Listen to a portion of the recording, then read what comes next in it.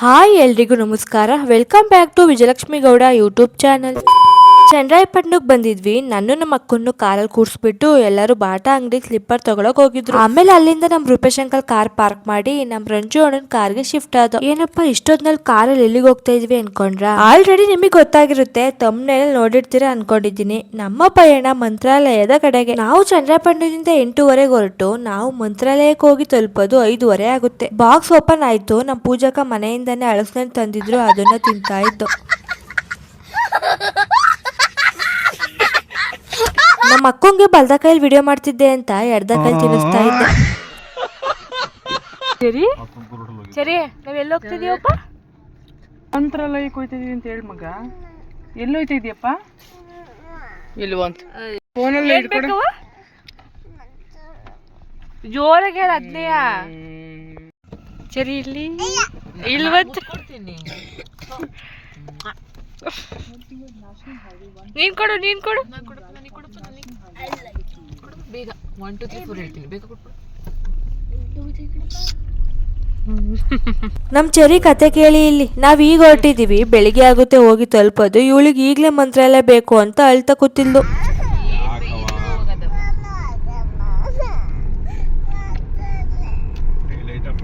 ನೋಡಿ ಇಲ್ಲಿ ಲೈಟಿಂಗ್ಸ್ ಹಾಕಿದ್ದಾರೆ, ಏನೋ ಫಂಕ್ಷನ್ ಅನ್ಸುತ್ತೆ.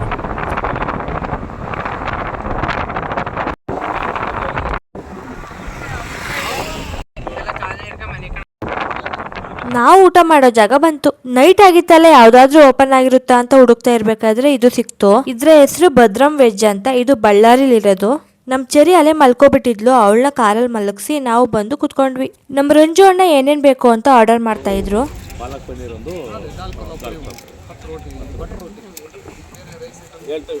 ನಾನ್ ವಿಡಿಯೋ ಮಾಡ್ತಾ ಇರೋದಕ್ಕೆ ನಮ್ ಅಂಕಲ್ ಬೈತಾ ಇದಾರೆ. ಆದ್ರೂ ಹಂಗಂಗೆ ವಿಡಿಯೋ ಮಾಡ್ತೀನಿ ಅವ್ರ ಆ ಕಡೆ ತಿರ್ಕೊಂಡಾಗ. ನಾವು ಆರ್ಡರ್ ಮಾಡಿದ್ದು ಬಂತು, ಬನ್ನಿ ತಿನ್ನೋಣ.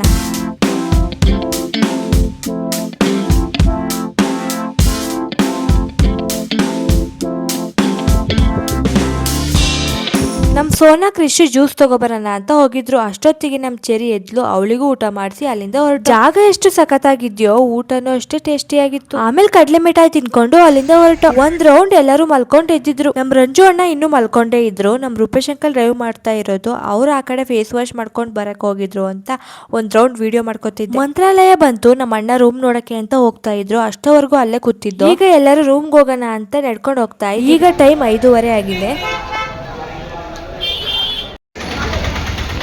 ಇದೇ ನಮ್ಮ ಅಣ್ಣ ನೋಡಿರೋ ಲಾಡ್ಜ್. 304ಗೆ ಹೋಗ್ಬೇಕು. ಇವಾಗ ಬನ್ನಿ ಹೋಗೋಣ.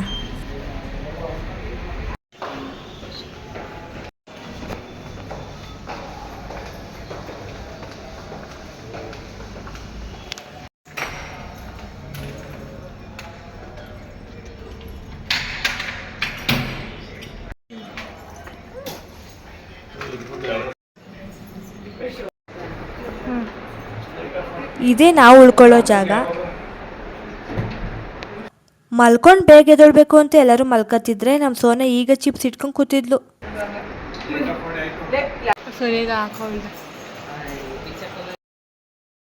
ಸರಿ ನೀನ್ ಎಲ್ಲಿಗೆ ಬಂದಿದ್ಯಾ? ಇಷ್ಟೇ ಗೈಸ್, ನೆಕ್ಸ್ಟ್ ವ್ಲಾಗಲ್ಲಿ ಸಿಗ್ತೀನಿ ನನ್ನ ಆರಾಧ್ಯ ದೇವರ ಸನ್ನಿಧಿಯಲ್ಲಿ.